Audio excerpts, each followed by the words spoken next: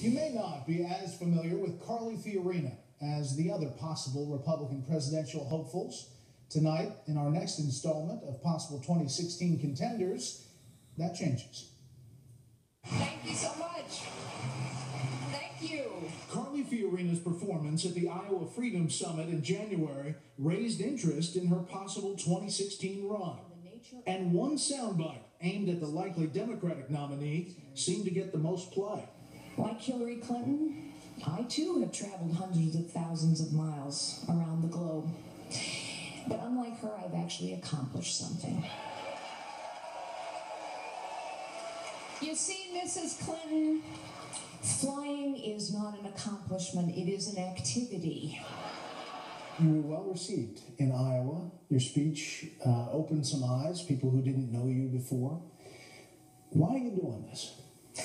Well, if I do it, and I haven't made a final decision yet, although I'm getting a lot closer, I must say, I'm doing it because I think our nation really is at a pivotal point. I think we're running out of time to get some really important things done. And I think maybe we need to return to a citizen government where it's not just professional politicians who step forward when their nation calls them, but people who have relevant experience from other aspects of life. This would not be Fiorina's first foray into politics. I'm delighted to have filed my papers officially declaring my candidacy to seek the Senate seat of Barbara Boxer. But her 2010 Senate campaign in California eventually fell flat. She lost to Barbara Boxer by 10 points. This is about building the new HP way. Before that, Americans knew Fiorina better as the chair and CEO of tech giant Hewlett-Packard, where she oversaw a $25 billion merger with Compaq. I started out as a secretary in a little 9-person real estate firm, and ultimately I became the chief executive of the largest technology company in the world. That story is only possible in America. But that experience from secretary to CEO gives me an understanding of how the economy works. I want to go back to your time as CEO of Hewlett-Packard. Here's what critics say. They say that the company lost stock, value. They say, we were forced to resign after 5.5 years.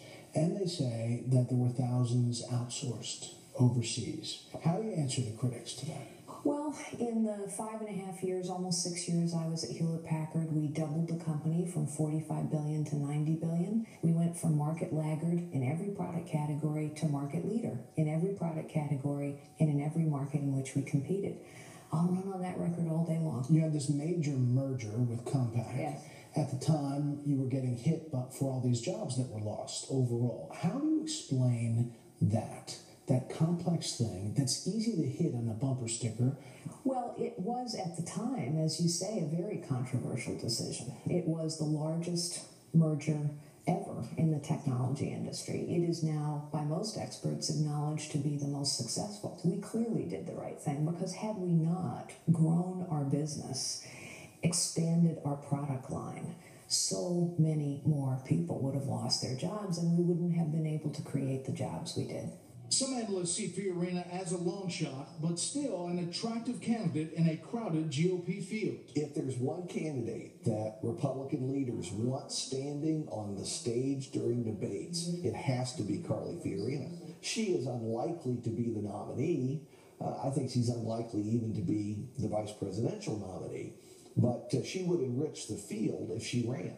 When it comes to gender, Fiorina accuses liberals of playing identity politics. They will continue to trivialize women by saying, all you care about is one issue. And if you ask women what they care about, guess what? They care about jobs, the economy, education, healthcare, immigration, national security. Every issue is a woman's issue. So let's talk about the big policy issues, taxes. What would you do as president? First of all, our rates are too high. We all know that. We now have, for example, the highest business tax rate in the world. And in an era where we have to compete for every job and work hard to make sure that business wants to be here, we can't have the highest tax rates in the world. But the truth is, what's even more important is to radically simplify the tax code. Obamacare. and healthcare in general? Well, we have to repeal Obamacare. We have to, because it's too complicated for anybody to understand. I'm a cancer survivor. Of course, people with pre-existing conditions need to be covered. Of course, people who truly can't afford it need to have access to quality, affordable health care. But let's try the one thing we've never tried, which is real competition. You're pro-life? I am pro-life. And the majority of Americans are coming around. I think science is proving us right every day. A woman who faces a terrible choice deserves our empathy, always, and our support, not our judgment, not our condemnation. But when we can successfully perform surgery in utero at less than 5 months, sounds like a life to me. Foreign policy. People might look at you and your background and say, in a dangerous world, why should we trust Carly Fiorina as Commander-in-Chief?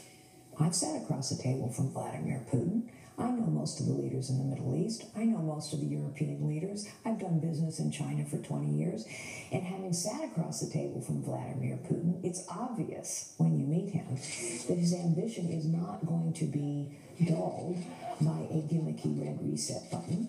Contrast for a moment the leadership of King Abdullah, who I also know well. Contrast his leadership when a Jordanian pilot is burned alive. What does he do? He immediately executes 2 convicted terrorists and begins bombing.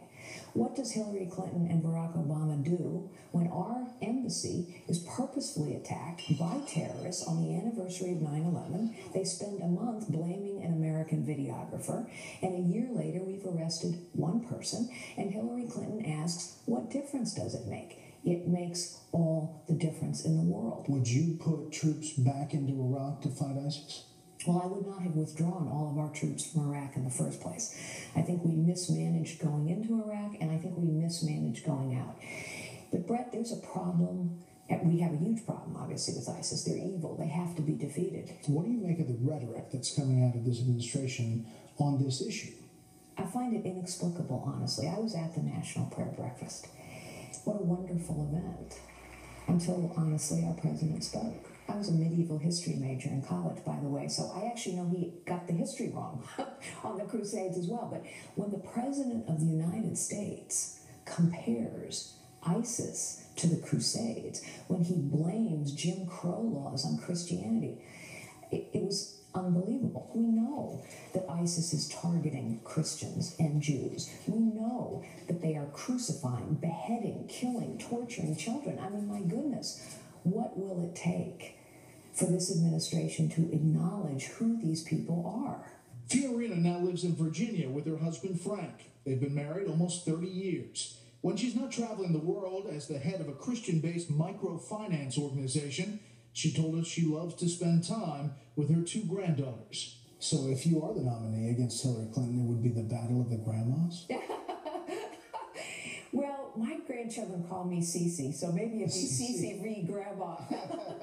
Are they into this if you decide to pull the trigger? Yes, they are. They're very supportive. Fiorina told us her decision could come by late April.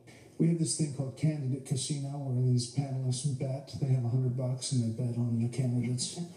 So they haven't put any money on you yet. What would you tell them? Well, I think it's a little early for betting. I would also say that the stakes are very high for our nation, and we have to win in 2016. And when the stakes are high and you have to win, conventional wisdom is usually wrong. I started as a secretary. Being underestimated is kind of the story of my life.